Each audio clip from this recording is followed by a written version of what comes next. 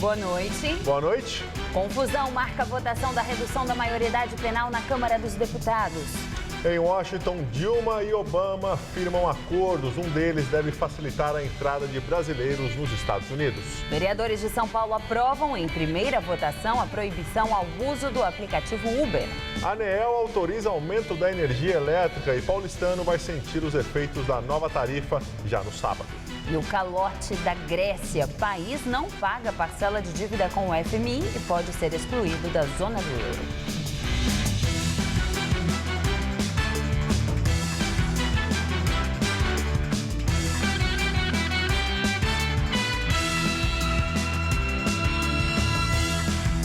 Depois de muita confusão, vereadores aprovam em primeira votação o projeto de lei que proíbe a utilização do aplicativo Uber aqui na capital paulista. Os taxistas foram para a Câmara Municipal no centro e bloquearam uma das pistas do viaduto Jacareí. O objetivo era pressionar os vereadores a aprovarem o projeto de lei que proíbe o aplicativo Uber em São Paulo. O Uber também fez pressão, só que pela internet. Solicitou aos usuários que enviassem mensagens à Câmara contra a proposta. Segundo o aplicativo, foram mais de 200 mil mensagens. A casa não confirma o número, porque os e-mails vão para cada gabinete. Os taxistas dizem que sofrem concorrência desleal. O cliente, ele migrou para essa parte. Por quê? Porque é luxo, o carro é de luxo, dá água, dá isso, dá aquilo, mas ninguém paga taxa. Já quem apoia o aplicativo argumenta que a população deve ter poder de escolha. Mas a divergência de opiniões terminou em ovada e briga do lado de fora, após uma entrevista do Movimento Brasil Livre à TV Gazeta. Durante a entrevista, os ânimos esquentaram, sobrou ovo para todo mundo. Olha só, calça, blazer aqui com ovo. Agora o pessoal diz que não vai sair daqui e não quer saber de ouvir opinião contrária.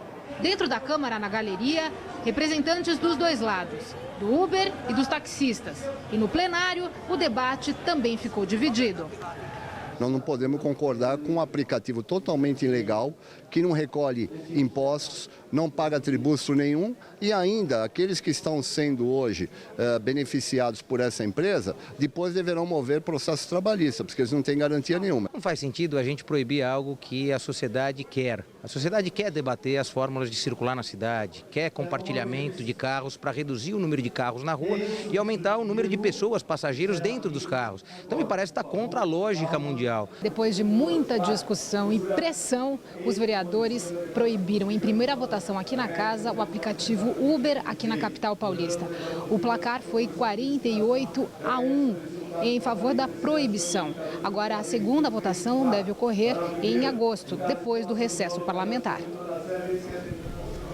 Câmara dos Deputados inicia a votação do projeto de lei que prevê a redução da maioridade penal. O texto prevê a redução da maioridade penal de 18 para 16 anos nos casos de crimes hediondos. À tarde, o presidente da Casa, Eduardo Cunha, disse que a votação ocorreria sem obstruções após um acordo entre os líderes dos partidos. Mas quando a sessão foi aberta, parlamentares começaram a apresentar requerimentos a serem discutidos em plenário. O dia foi marcado por tensão na Câmara, com protestos de manifestantes pró e contra a medida. Em meio a um empurra-empurra, o deputado Heráclito Fortes, do PSB, foi derrubado em um dos acessos ao Salão Verde.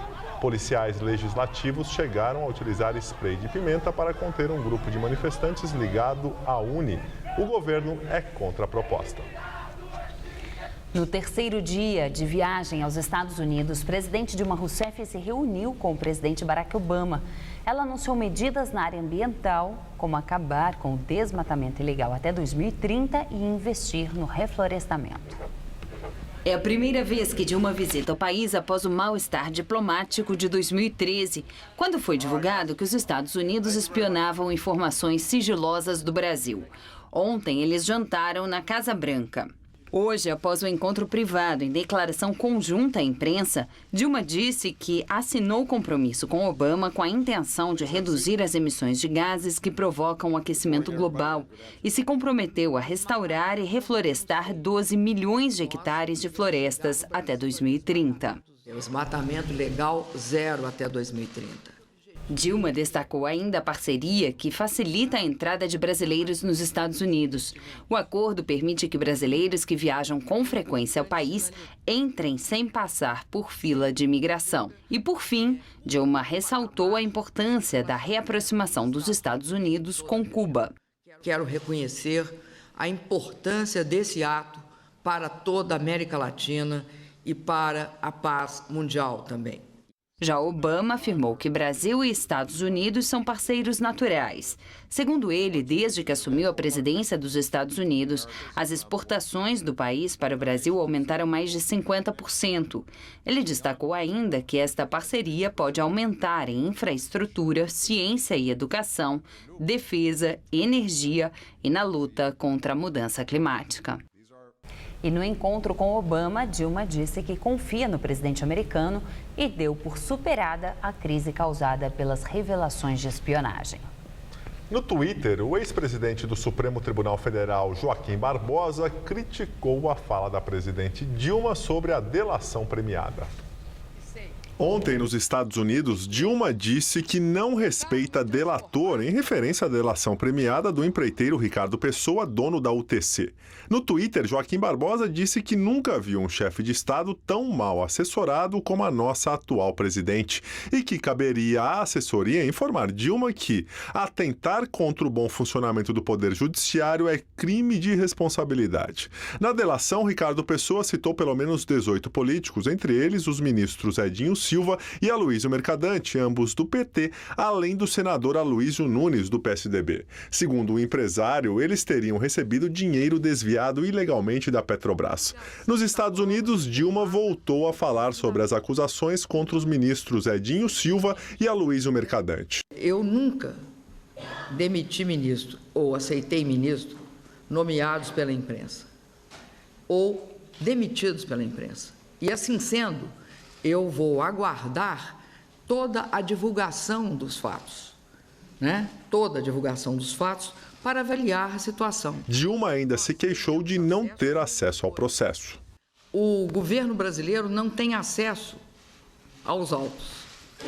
Estranhamente, há um vazamento seletivo e alguns têm. Quando a gente fala em democracia, nós falamos disso.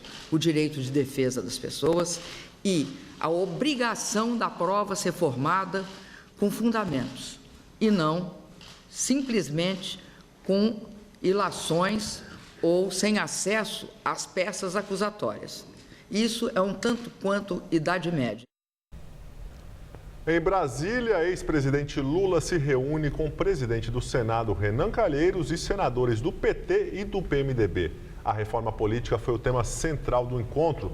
Lula também pediu apoio para afastar a crise e defendeu a reeleição.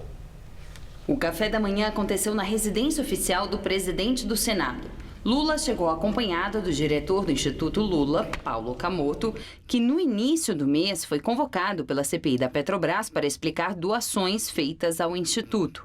Durante o encontro, o ex-presidente não comentou as denúncias envolvendo seu nome feitas em delação premiada pelo dono da UTC, Ricardo Pessoa. O presidente do Senado, Renan Calheiros, classificou o encontro como uma missão de paz.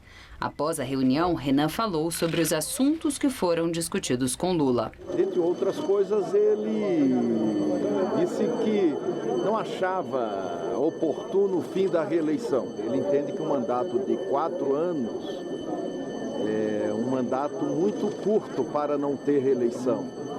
Se fosse um mandato de 5, tudo bem, mas ele acha difícil a extensão dos mandatos para 5 anos. Segundo Renan, Lula defendeu o maior diálogo da presidente Dilma Rousseff com os demais poderes, especialmente o legislativo. Ele acha que a presidente deveria reunir os poderes, conversar permanentemente na busca de saídas para o Brasil. Ontem, Lula chegou a se reunir com parlamentares do PT na Câmara e no Senado. Reconheceu que a situação do governo Dilma é preocupante e dramática e afirmou que o partido precisa ressurgir. Lobista Milton Pascovitch fecha acordo de delação premiada. Ele é considerado elo entre o esquema de corrupção na Petrobras e o PT. Preso desde abril, ele agora vai para a prisão domiciliar em São Paulo com tornozeleira eletrônica. Segundo as investigações, a empresa de Pascovitch, a Jump Engenheiros, pagou R$ 1.400.000 à consultoria do ex-ministro José Dirceu. Os pagamentos ocorreram entre 2011 e 2012, durante o julgamento do mensalão petista.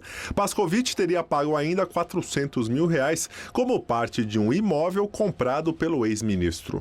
Segundo o ex-gerente de serviços da Petrobras, Pedro Barusco, a Jump Engenheiros era responsável por repassar propina paga pela construtora Engevix, também investigada na Operação Lava Jato. A Justiça já bloqueou 78 milhões de reais das contas de Pascovitch. O paulistano deve se preparar porque vem mais um aumento na conta de luz. A Agência Nacional de Energia Elétrica autorizou o reajuste para a AES Eletropaulo. Para os clientes residenciais, a alta será de pouco mais de 17%. Para as indústrias, a alta é de 11,73%. O reajuste começa a valer a partir de sábado e se deve a gastos extras que a Eletropaulo teve com a compra de energia. E em uma época de crise, o Procon de São Paulo oferece atendimento gratuito a quem tem dívidas, mas não consegue pagar. O objetivo do programa é ajudar a pessoa a renegociar a dívida. São os técnicos do Procon que entram em contato com os credores e apresentam uma proposta em nome do consumidor. O resultado é que 70% dos casos terminam em acordo.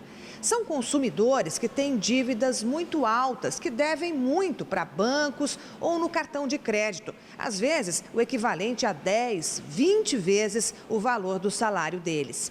O Procon só não ajuda em caso de dívidas com impostos, pensão alimentícia, condomínio, aluguel e prestação da casa própria. Outras informações estão no site ou pelo telefone 151.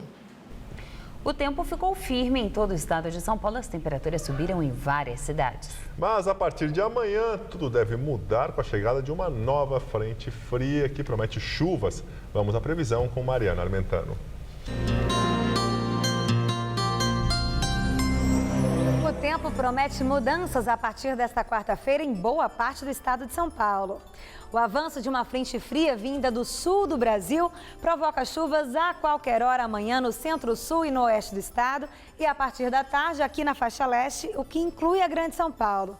No norte paulista, o tempo segue firme e ensolarado. Chega a fazer até 30 graus amanhã em Votuporanga, mas só 24 em Marília. 29 graus nas cidades de Ribeirão Preto e Araraquara, mas só 25 em Franca. E aqui na faixa leste faz só 22 lá em Campinas e em Sorocaba, mas chega a fazer 27 graus em Caraguatatuba, no litoral. Vamos ver como fica o tempo nos próximos dias aqui na capital? Nessa madrugada, mínima de 15 e máxima amanhã de 23, com chuvas a partir da tarde. E o tempo fica fechado na quinta-feira, quando as temperaturas ficam só entre 13 e 19 graus. E na sexta-feira, o sol aparece entre muitas nuvens, ainda há chance de chuva e a máxima prevista é de 21 graus. E a crise no Hospital São Paulo continua. A greve dos funcionários, como enfermeiros e auxiliares, já dura 30 dias. E ontem, os médicos residentes decidiram manter a paralisação, que começou na semana passada e atinge 70% da categoria. Hoje, profissionais de outras áreas também cruzaram os braços. Com poucos funcionários, a espera por atendimento pode levar horas. E nós chegamos aqui 11 horas e ficamos aqui até, agora é 8, até umas 7h30. Agora eu estou esperando a perua da nossa cidade. Demorou muito, por falta de médicos. Passou pela triagem, pediram para aguardar. Eles estão pedindo para esperar de 3 a 4 horas, porque a gente não tem médico, troca de turno. Então, eles estão atendendo mais os casos de urgência, né? Você chegou passando mal, é bem assim, se você chegar morrendo, você é atendido até que na hora. Mas, fora isso, você tem que aguardar. Os funcionários em greve não aceitaram a proposta do governo federal de reajuste e seguem reivindicando 27% de aumento. Já os médicos residentes parados há 7 dias pedem melhores condições de trabalho. Eles são 1.100, mas só 30% estão trabalhando para atender as emergências. Nos cartazes afixados nas paredes, os profissionais reclamam de falta de medicamentos, leitos e cortes de verbas. Hoje, os residentes de outras áreas, como fisioterapia, fonoaudiologia, também resolveram cruzar os braços. Os cartazes na entrada do pronto-socorro alertam: o hospital está superlotado e só atende casos de emergência. Mas não foram apenas as paralisações dos funcionários que levaram a este quadro. A instituição enfrenta uma grave crise financeira com dívidas de mais de 90 milhões de reais, agravadas pelo déficit mensal de 3 milhões. O Hospital São Paulo atende pelo SUS e é gerido pela Universidade Federal de São Paulo. Representantes da Associação Paulista para o Desenvolvimento da Medicina, uma entidade filantrópica, também integram o conselho gestor. O hospital recebe verbas dos Ministérios da Saúde e Educação, mas não é considerado pelo Ministério da Saúde um hospital federal, pois as verbas são repassadas da União para o Estado, que complementa o financiamento. Segundo a Secretaria Estadual de Saúde, o apoio é voluntário. Em nota, o Ministério da Saúde disse que repassa anualmente 50 milhões de reais ao Hospital São Paulo. Já a Secretaria Estadual da Saúde afirmou que passa 56 milhões de reais ao ano e lembrou que, para contornar a crise, o Estado liberou mais 3 milhões na semana passada. Em razão da atual crise, a Secretaria Municipal da Saúde informou que também recebeu uma lista com pedidos de insumos hospitalares e disse que vai ajudar providenciando os itens. A Organização Mundial da Saúde certifica Cuba como o primeiro país a ter eliminado a transmissão de sífilis e do vírus da AIDS entre mãe e filho. Em 2013, apenas 2 bebês nasceram com HIV em Cuba e outros 3 com sífilis congênita. As taxas são bem inferiores ao limite definido pela OMS para que esse tipo de transmissão seja considerado eliminado. De acordo com a organização, a cada ano, cerca de 1.400.000 mulheres portadoras do HIV ficam grávidas no mundo. E a chance de transmissão para o bebê, caso não haja tratamento, pode chegar a 45%. Mas entre 2009 e 2013, o número de crianças que nascem com HIV no mundo diminuiu consideravelmente, passando de 400 mil para 240 mil. Ainda de acordo com a OMS, por ano, quase 1 milhão de gestantes se infectam com sífilis ao redor do mundo. A seguir, tragédia na Indonésia. Avião militar cai sobre área residencial e mata mais de 100 pessoas. E a crise se agrava na Grécia. O país da calote não paga dívida com o Fundo Monetário Internacional, que vencia hoje. Quem quer comunicar precisa estar atento ao alcance de sua mensagem, aos canais mais adequados, às mudanças mais repentinas. A comunicação evoluiu. A Faculdade Casper Libero leva você ao próximo nível, a pós-graduação. São 4 cursos que ajudam você a ser protagonista nas grandes transformações. Professores com ampla e reconhecida experiência acadêmica, autonomia para montar a grade curricular e escolher sua carga horária, localização privilegiada e tradição no ensino superior em comunicação. Divida sua carreira entre antes e depois. Faça a pós-graduação na Casper Libero. Inscrições abertas. Hoje no Todo Seu, Rony Fon vai fuxicar com Esther Rocha sobre o universo das celebridades. Tem ainda o rock da banda Movover e um bate-papo sobre pós-graduação. Todo Seu, hoje, 10h30 da noite.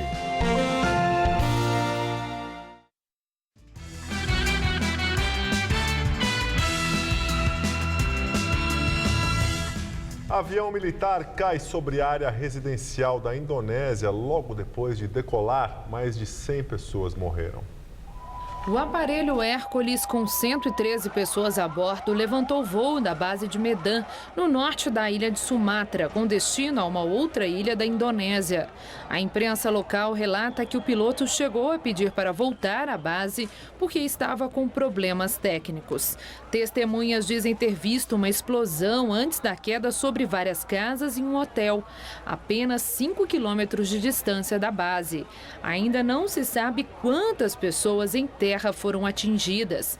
O porta-voz do Exército declarou que a manutenção do aparelho estava em dia. A Indonésia já teve pelo menos 10 acidentes aéreos graves nos últimos 10 anos. Um japonês de 71 anos coloca fogo no próprio corpo e morre dentro de um trem de alta velocidade perto de Tóquio.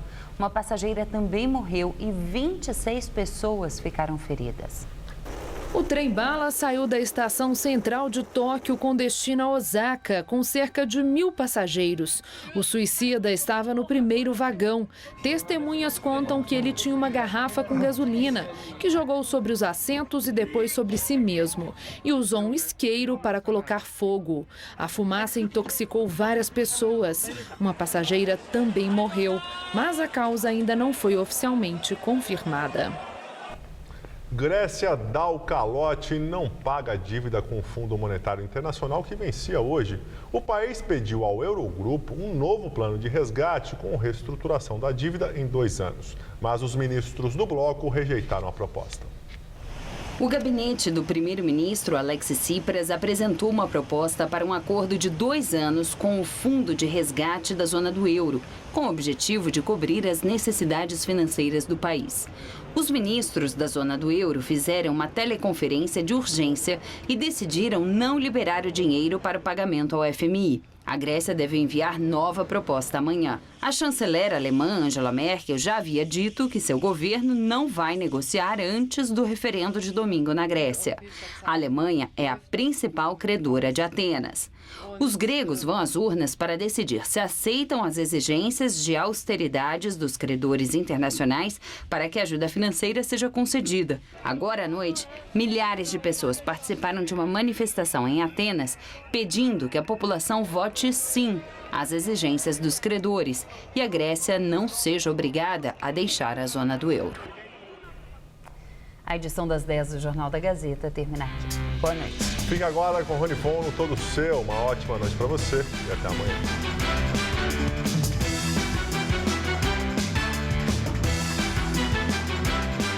Logo mais 11h30 da noite, a coreógrafa Débora Coker responde tudo em A Máquina. Assista agora. Todo Seu.